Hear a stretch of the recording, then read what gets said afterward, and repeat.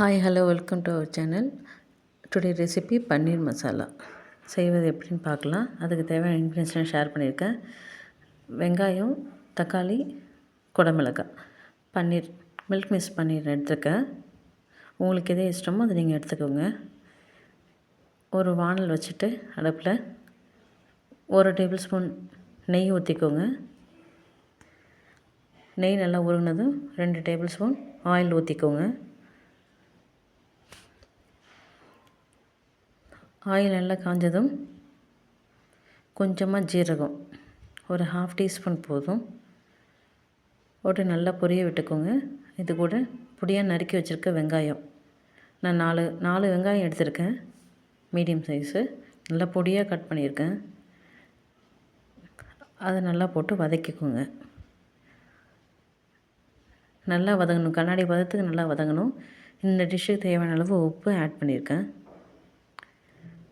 போட்டு நல்லா வதக்கிக்கோங்க. நெக்ஸ்ட்டு குடமிளகாய் குட்டி குட்டியாக கட் பண்ணியிருக்கேன், அதையும் இதில் ஆட் பண்ணிக்கோங்க. நல்லா ஃபைன் சாப்டாக இருந்ததுன்னா பசங்க சாப்பிடும்போது நல்லா டேஸ்டியாக இருக்கும், நல்லாவும் வெந்திருக்கும். இல்லைனா பெருசு பெருசாக இருந்தால் ரொம்ப க்ரன்ச்சியாக இருக்கிற மாதிரி இருக்கும். பொடியாக கட் பண்ணி வச்சுருக்க 2 தக்காளி, அதையும் இது கூட ஆட் பண்ணிக்கோங்க. எல்லாத்தையும் சேர்த்து நல்லா வதக்கி விடுங்க. ஸ்டவ்வை மீடியம் ஃப்ளேமில் வச்சுக்கோங்க. 1/2 டீஸ்பூன் மஞ்சத்தூள் ஆட் பண்ணியிருக்கேன், அதையும் சேர்த்து நல்லா வதக்கிக்கோங்க. 1 டீஸ்பூன் கரம் மசாலா, அதையும் ஆட் பண்ணியிருக்கேன். 1/2 டீஸ்பூன் சில்லி பவுடர்.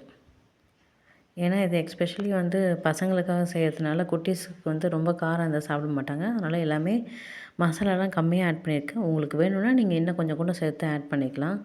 1/2 1 டீஸ்பூனாக கூட ஆட் பண்ணிக்கலாம். இப்போ நல்லா பொடிச்சு வச்சுருக்க பன்னீர், அதையும் இது கூட ஆட் பண்ணியிருக்கேன். நல்லா துருவி வச்சுக்கோங்க பன்னீரை.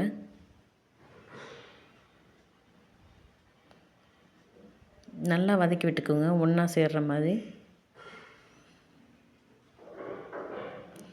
இப்போ ஒரு 10 மினிட்ஸ் போட்டு மூடி வேக வச்சுட்டு அதுக்கப்புறம் திறந்து பார்த்தீங்கன்னா, இது இந்த டிஷ்ஷுக்கு தண்ணியே தேவையில்லை, அதில் இருக்க தண்ணியே போதும்.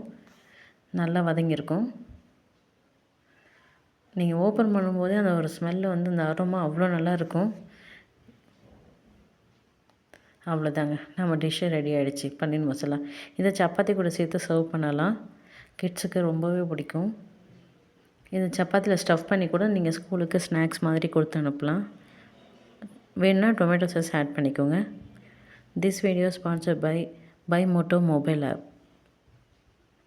தேங்க்யூ, தேங்க்ஸ் ஃபார் வாட்சிங்.